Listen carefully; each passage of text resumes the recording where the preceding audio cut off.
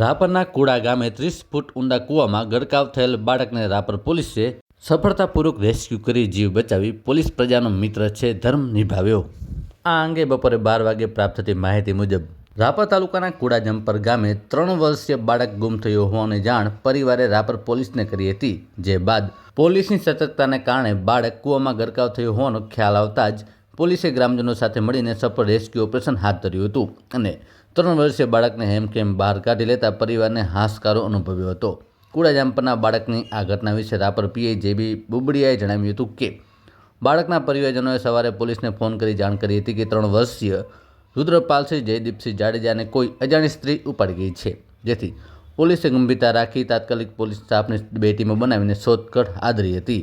એક ટીમે બાજુના લોકોના અભિપ્રાય અને સર્વેલન્સની તપાસ હાથ ધરી હતી તો પોલીસની અન્ય ટીમે આસપાસના વિસ્તારમાં સઘન ચેકિંગ હાથ ધરી હતી।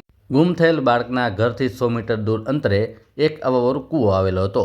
પોલીસની ટીમ દ્વારા લાઇટની મદદથી ચેક કરતા બાળક કૂવામાં મળી આવ્યું હતું। ગ્રામજનોની મદદથી રેસ્ક્યુ ઓપરેશન હાથ ધરીને બાળકને સફળતાપૂર્વક બચાવાયું હતું।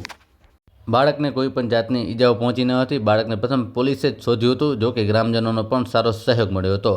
બાળક રમતા રમતા કૂવામાં પડી ગયો હોવાની શક્યતા બતાવાઈ હતી। કામગીરીમાં પોલીસ ઇન્સ્પેક્ટર સાથે નાથાભાઈ પરમાર, મુકેશભાઈ ઠાકોર, તેજાભાઈ દેસાઈ, રામદેવસિંહ જાડેજા, કમલેશભાઈ ચાવડા, મનહરભાઈ ચૌધરી, ભાણજીભાઈ પ્રજાપતિ સહિતનો સ્ટાફ જોડાયો હતો। સમગ્ર રાપર તાલુકાએ પોલીસની કામગીરી બિરદાવી હતી।